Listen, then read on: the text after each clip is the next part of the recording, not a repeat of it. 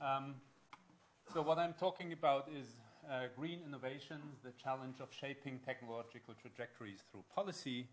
This is not something that came out of one research project, but I tried to pull in a few interesting research questions from different projects that we are currently pursuing. One that is coming to an end now is about green industrial policy in emerging economies. A publication is coming out early 2014. Another one was on sustainability-oriented innovation systems. We have an ongoing one on technological trajectories in China, India, and several European countries compared in green industries. We had a project on managing green rents. And so I tried to develop kind of a narrative through these different projects. So I put a lot of stuff in here, but I think hopefully it's useful to spark some debate. So the first thing I would like to talk about is innovation for a green transformation. Why what we call sustainability-oriented innovation systems are somewhat different from other types of innovation system. I would not use business as usual types of innovation systems because, as you know, as evolutionary innovation researchers, conditions are always different, so there's no business as usual. But I think there are substantial differences when you talk about innovation system geared towards a sustainability transformation as compared to an innovation system in the traditional automotive industry or the bicycle industry or whatever. Then I would address the issue of shaping technological trajectories through policy, the political economy side of it, and talk a little bit about rent management, and then ask the question whether if we see that in sustainability-oriented innovation systems, things are very much policy-led and driven by societal consensus, etc., does that lead to path divergence in green industries rather than convergence in others? But this is only the final part, and this is really kind of a few more asking questions about ongoing work and not presenting so many findings. So, how are sustainability-oriented innovation systems different? We define them as networks of institutions which create, import, modify, and diffuse new technologies that help to reduce environmental impacts and reduce resource intensity to a level commensurate with the Earth's carrying capacities, and that's our definition. But I think what's more interesting is what are the difference between these types of innovation systems and others. And our main message here is that these SOIS need to cope with additional challenges. And one of the additional challenges is the unprecedented urgency and scale of low-carbon transformation. The second one is the need to internalize environmental costs. So we have an additional market failure in the systems. But it's not just this additional environmental market failure, which is pretty much common sense, but other market failures that tend to occur in any innovation systems on any type of industrial policy are much larger when it comes to long-term systems transformations as the ones that we are talking about here. So all the coordination failures, information failures tend to be much larger and calling for a different role of the state. And another difference is that we have the traditional objectives of industrial policy or innovation policies, which is basically productivity growth, job creation, etc. But here we add a whole layer of new objectives like urban air pollution, carbon mitigation, etc. And there are trade-offs between these things. And then there's a need for a kind of new social contract. So it goes really beyond a kind of paradigm that which are defined by basically the economic needs of increasing productivity. This is really about societal transformations, and this has a lot of ramifications. So each of these 5 dimensions somehow call for specific policy responses. And to start with the first one, urgency and scale of reform. I mean, you know all this. To avoid just kind of as a starting point here, to avoid more than 2% global warming, industrialized countries need to reduce emissions by 80 to 95% in 2050 relative to 1990. Just to remember, this is the Stern report and data and so on, just to remind you of the urgency of what we are talking about. And any delays make it more difficult and they make it much more costly because there are tipping points in global ecosystems involved. The cost of the current rate of global warming in 2050 would be is calculated as 14% of GDP. The Stern report is talking about 2% and that order of magnitude. You can of course always challenge these figures, whether that's 1 or 2 or 3 or 4%, but and kind of scenarios for 2050 are even more difficult. So I wouldn't really dare to put a figure of 14%, but I think what matters is the order of magnitude. If we don't handle this challenge today, it will become very, very costly in the future. So we need a rapid replacement of carbon-intensive technologies, and that's the term Hubert uses, and I borrowed from him, that it's the first major industrial transformation that has a deadline.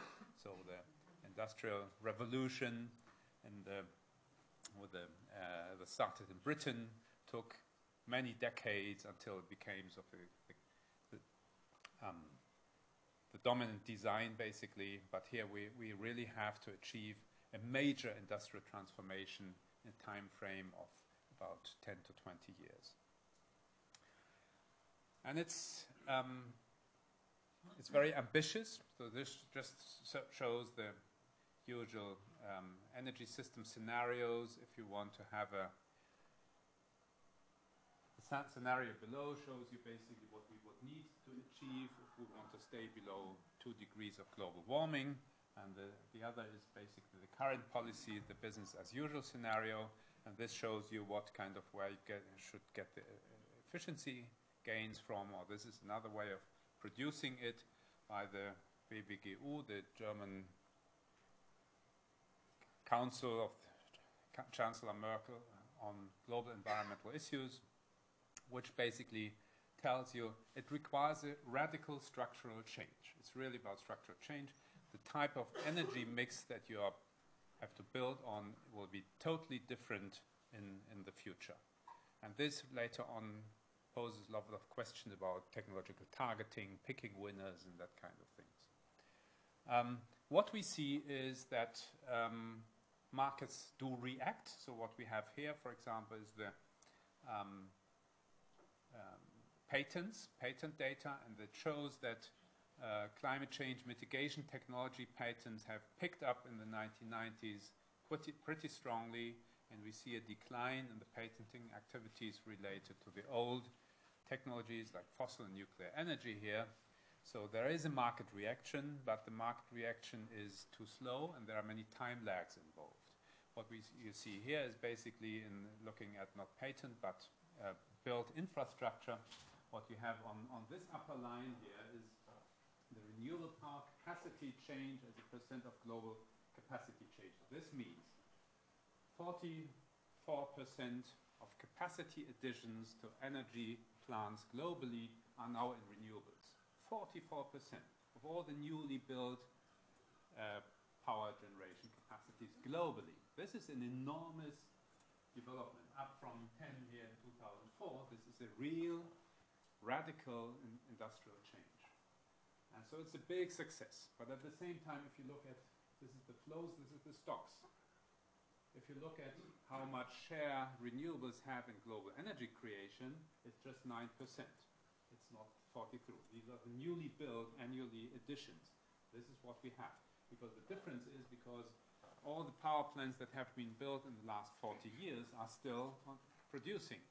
So you have this lock-in effect and the time lag effect, and until this curve goes up, there's an inbuilt time lag effect of 30, 40 years. No? And we don't have the 30, 40 years. The current rate of decoupling of growth from resource consumption is far too slow. There are these famous rebound effects, and we have these time lag effects as shown in this graph here. So we need to accelerate the transformation. And that, of course, requires subsidizing the deployment of green alternative. So we need to have a very proactive industrial policy in this sense. But what we also need to do is we need to adopt measures to phase out the less sustainable incumbent technologies. So this is against conventional wisdom. Usually what you have, if innovation policy is about creating new alternatives, and then you kind of let the new alternatives get into the markets. Once they're commercially mature, the state pulls out, and then lets the market clear, whether the new innovation is better and kind of phases out the old ones. But here we need to have a proactive phasing out. We need to kind of, in what Frank Geels and in the sustainability socio-technological transitions literature says, it's not just about creating new things, it's about destabilizing the old socio-technical regime. So, and this is a new role for innovation policy in a way, or industrial policy, whatever you may call it. And also that deployment is an end in itself. Usually you would say, okay, let's subsidize in the pre-commercial phase, you subsidize solar power plants, for example, but then once they are mature, you leave it. But here deployment is an end in itself. You want to replace old technologies by new ones, and you want to push the new technologies, even if they are commercially mature, you want to push them into the market, and that again requires managing rents, and I'll come to that later. And another thing is that basically you need to subsidize now in order to create economies of scale in certain niches, with the effect that you have earlier grid parity of the new technologies. So this graph here shows the potential cost reduction for electricity from renewable sources. What you have is basically the cost of conventional energy here, and then you have photovoltaics, biomass, wind, and all these, and they start at a higher rate.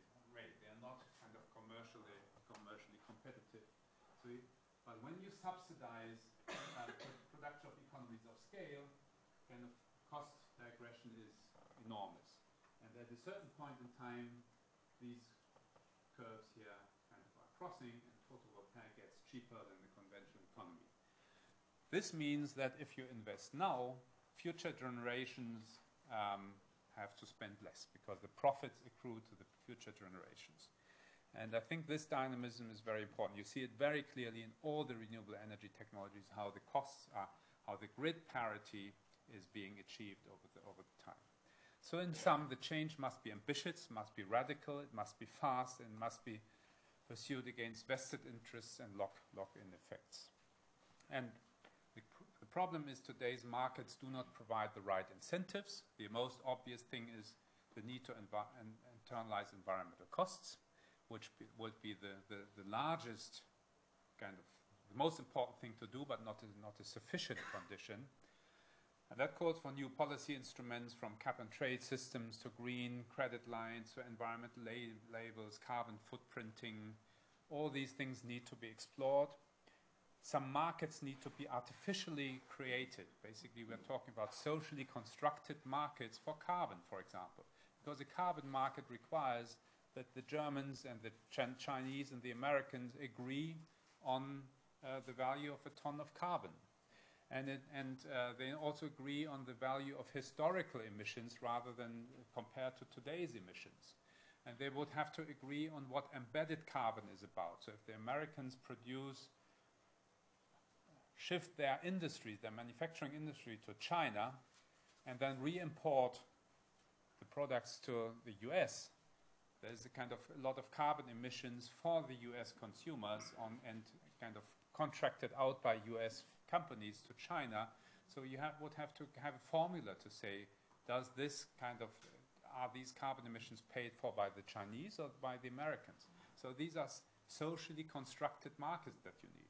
And the same applies for the CDM markets, for renewable purchase obligations and renewable electricity trading systems.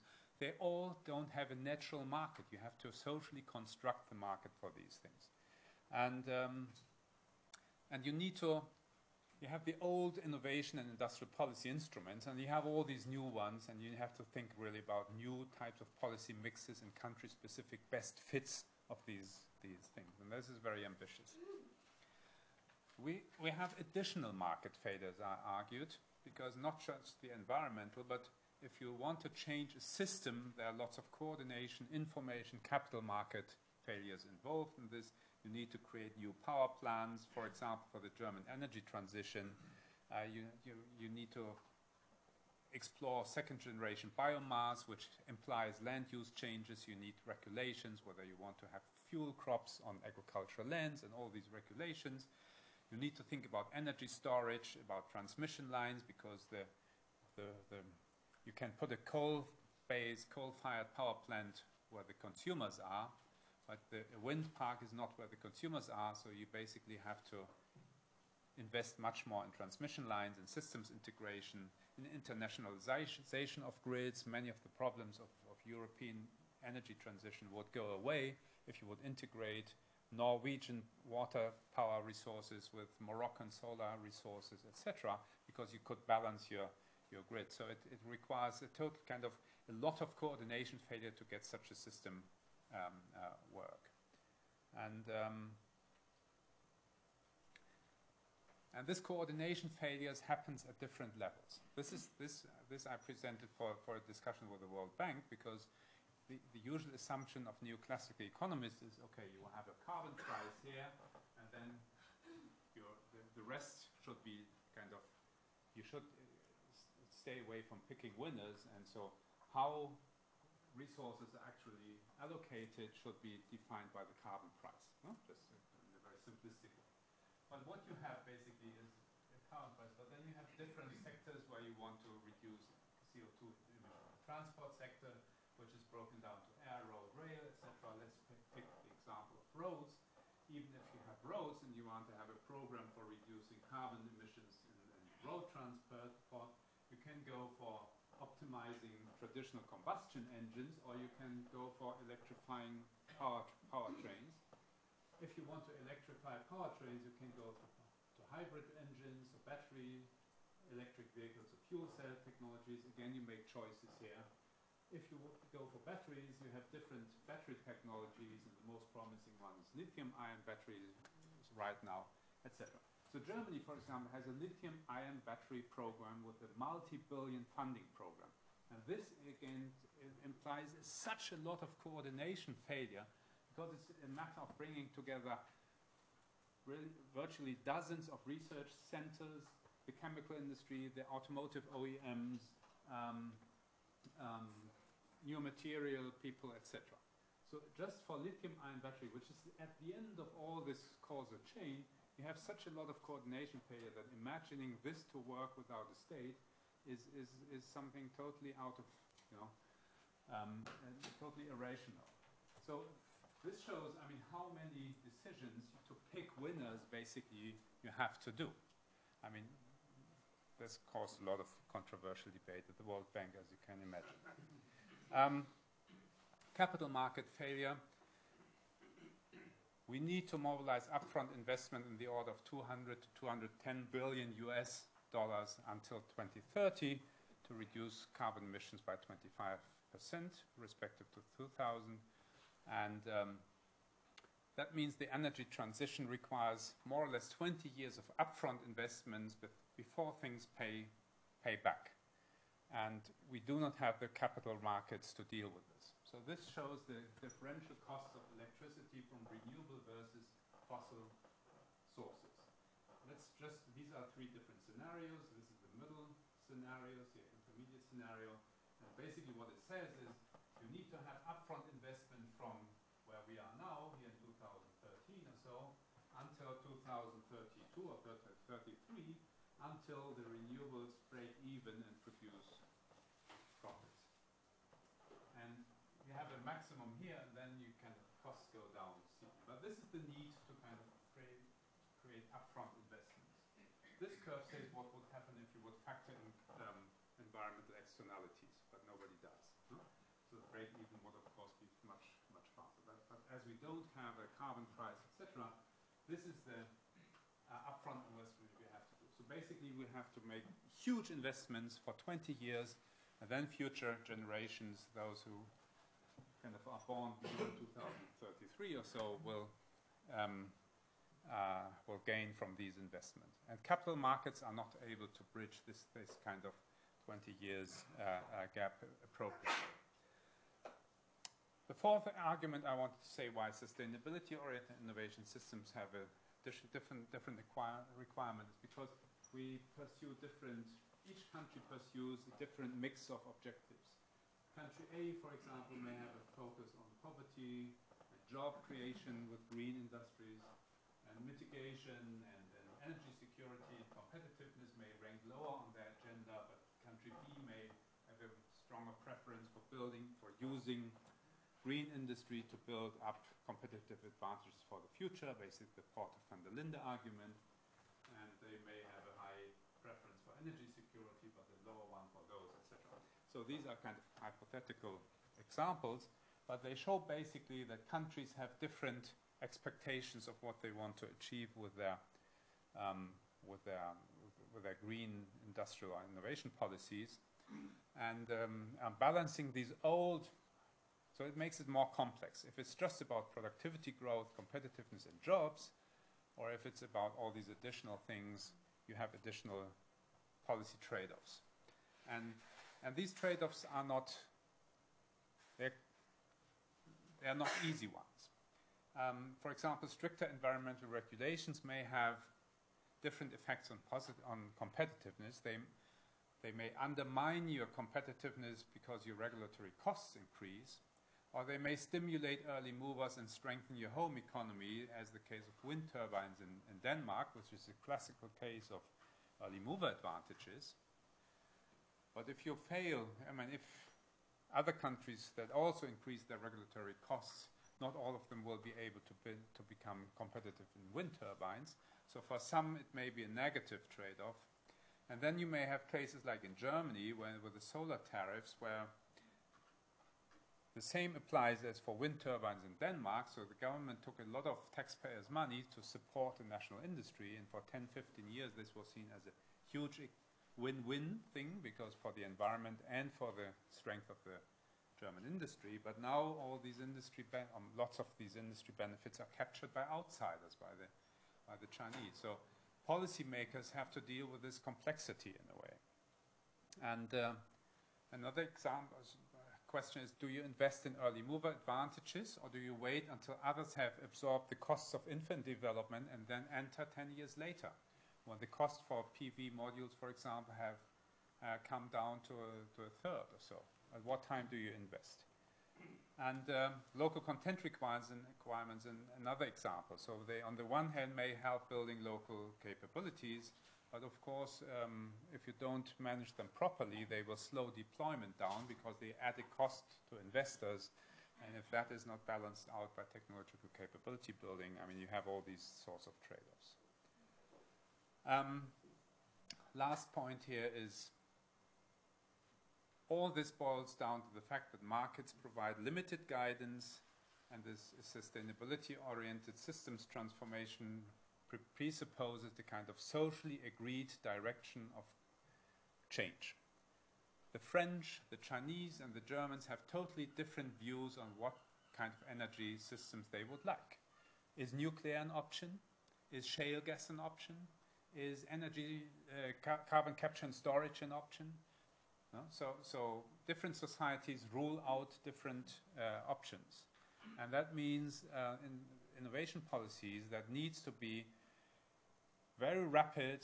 The urgency forces us to invest now, and we don't know, we need to agree on a direction. So this is really about a socially agreed picking winners program in a way.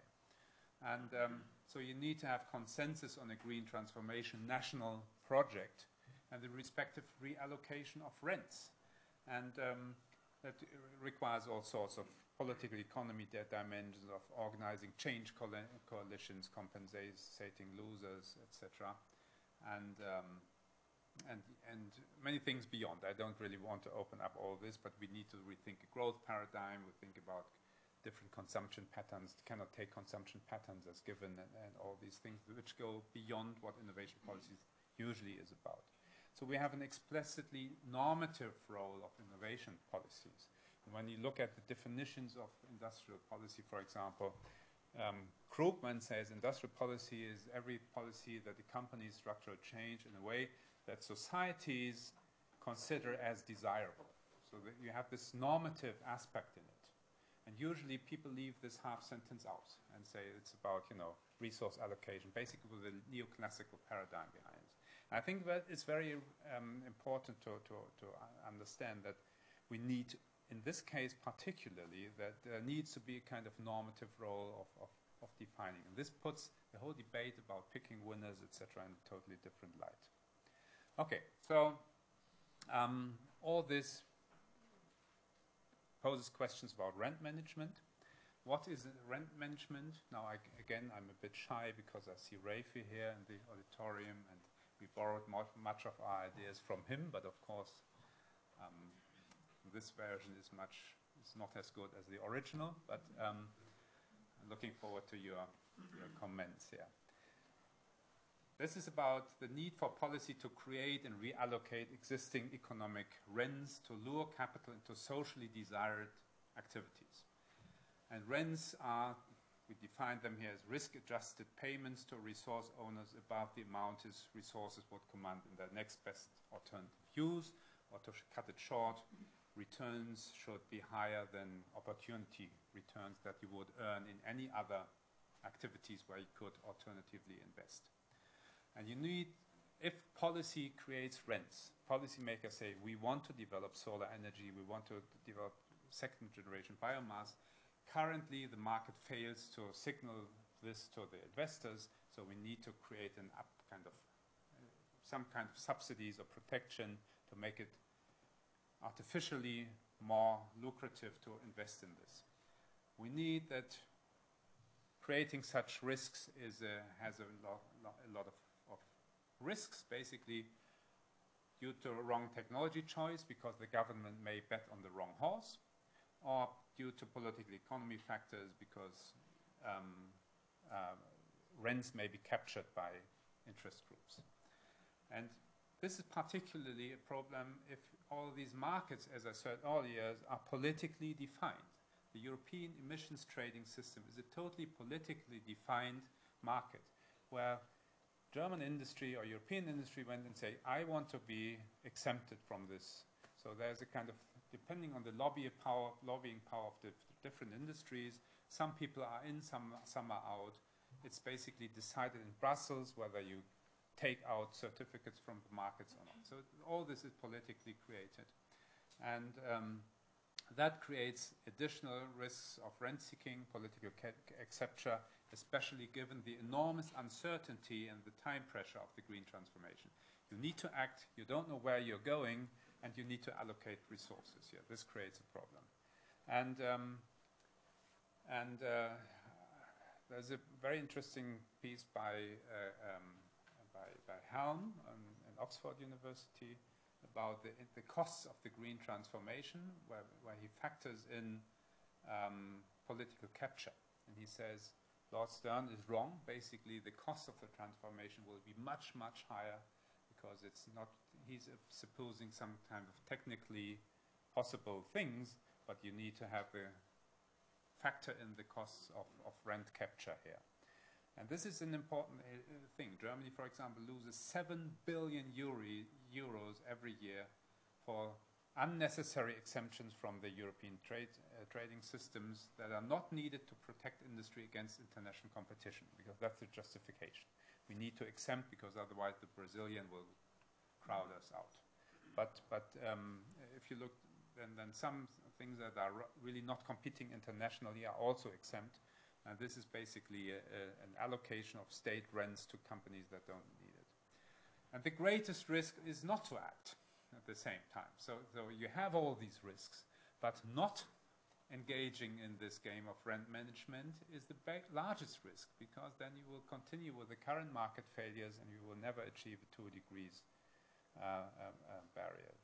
So what's the lesson here? The lesson is that smart policy design measure. We have to acknowledge that rents are necessary, and we need to manage them. And we draw a bit on Mushtaq Khan's work on managing rents, etc., which he discussed in the context of Asian catch-up. And we applied that to the green transformations, signaling that this is a much bigger problem here. So we did an empirical study on India's national solar mission, and it's an ambitious mission, and this basically had three policy instruments: preferential tariffs for solar energy, purchase obligations and tradable certificates. I'll explain it in a minute what that means, and local content requirement. And just to exemplify what the rent management analytical lens would then mean is we looked at the three key policies of the national mission from this rent management perspective. And first question is with regard to preferential tariffs. How do you ensure as the Indian government that the preferential tariffs for solar, which you pay on top of the carbon-based energy, are neither too low, because then nobody would invest, nor too high, because then you transfer taxpayers' money in amounts that are beyond what you would need to. That's the situation in Germany about the solar tariffs right now. And what we found is this was a very smartly designed policy where through competitive reverse bidding, the policy achieved two targets at the same time, and in a very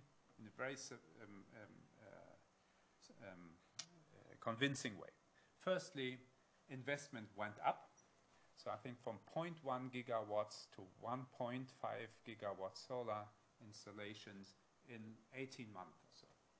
So it really brought a lot of capital in, and the rates of the preferential tariffs were tendered down through a tendering process. And they started tendering at 27 euro cents per kilowatt hours, and they ended with the lowest bid of 11 euro cents per kilowatt hour. Just through the tendering process, it went down in several rounds of bidding. So they started with a small round just to see to elicit the information from the market actors at which price they would bid. Then they designed second round, third round, etc. And so the need to subsidize are very low. So and additionally, in the beginning, the assumption was to reach solar grid parity by 2022. The assumption now is to reach it by 2017, just because of the success of this bidding process, because obviously project developers get along with fairly low subsidies. Second thing was the purchase obligation, another example of managing rent, and that didn't go very well. The idea here is that all states are obliged to set a renewable energy target of 10% renewable energies, and out of that 1.5 should be solar, that kind of things. Now, all states in India have different resource endowments. Some have solar, some have hydro, some have wind, some have nothing. So it obviously needs to be the states who autonomously set the targets. But then you have an instrument that says if you overachieve your targets, you can sell the surplus within a trading scheme within India. And the effect was that, of course, if you have two states, one setting an ambitious targets and one with the same endowment setting less ambitious targets, the one with the less ambitious targets creates surplus, just by definition, which it can sell to the other state. And this was actually happening. Tamil Nadu had a very ambitious renewables target for wind, but when this REC trading system was announced, they lowered their standards in order to have more tradable surplus. So these are examples of rent management. I don't know an easy way out, but you get into all these problems. Finally, local content requirements, they were kind of basically a failure because what happened is there are two technologies in the market. One was available in India, the other not. So the local content requirement was just set for one, but then the whole market shifted to the other one, regardless of whether that's technologically the best option or not. And basically that other technology was subsidized by export by the US Exim Bank. So basically what you did, you transferred a rent to the US producers. So these are kind of different ways of this shows the complexity of handling these rents. Final point, and I will keep that short, path divergence in green industry. So the basic assumption here is national innovation systems always diverge. Technological trajectories always diverge. That's, I mean, against the old neoclassical assumptions, the factor costs are the same, it should converge, but we see history matters, co-evolution, etc. I'm preaching to the converted here. So obviously, divergence is always part of the game. But then there are also something like dominant designs, where certain technologies are obviously superior than others. But the point I would like to make here is, in sustainability-oriented innovation system, the rest of my talk was about these are politically defined things.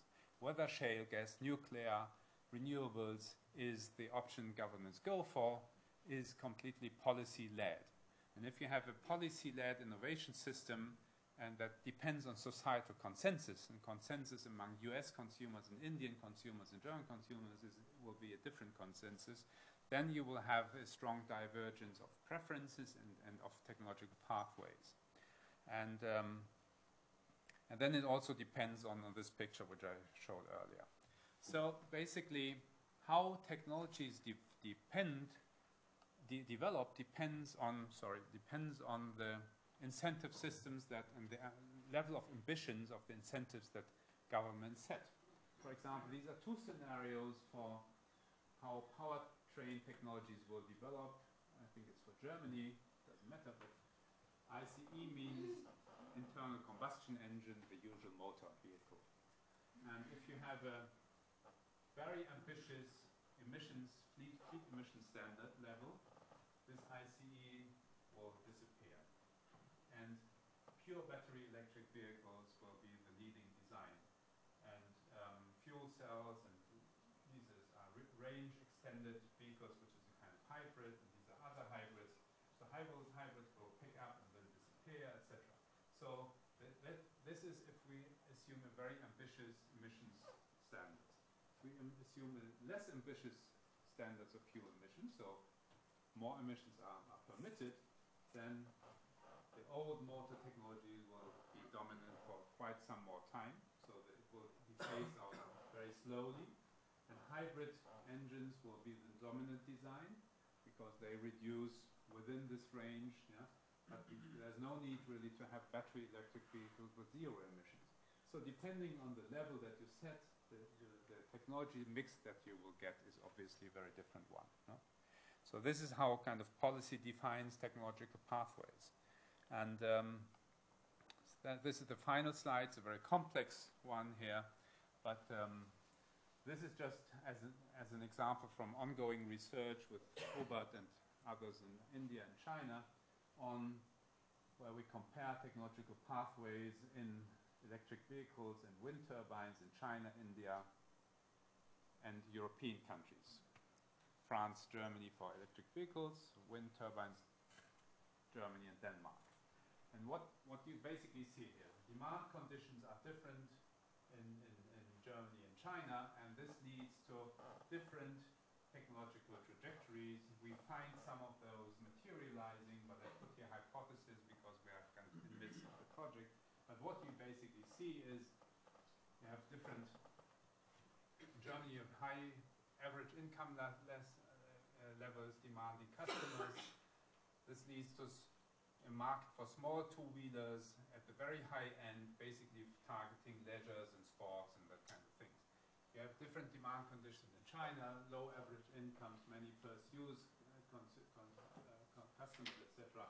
There's a huge market for electric two-wheelers, which are kind of low-cost, frugal innovation type of things.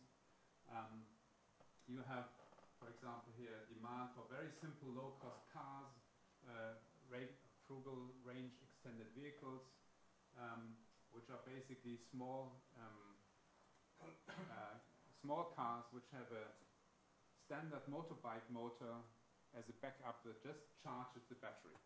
a very simple way of combining a combustion engine and an electric engine. What we have in Germany is high-tech, high-cost solutions where you have an electric and a combustion engines both within the car, but this is totally high-tech with high demands in power electronics. Most of these are introduced in the Mercedes S-Class, by Porsche, by Audi 8, etc., the up markets, where consumers don't care whether it's 10 or 15,000 euros more expensive, but they want a car that has totally the same features as a combustion engine car. So they introduce a totally different type of technology depending on demand conditions and on national regulations, etc. I don't want to go into this detail here, but if you like, I can present more of these examples later on, but I would prefer to move on to the discussion now. Thank you very much.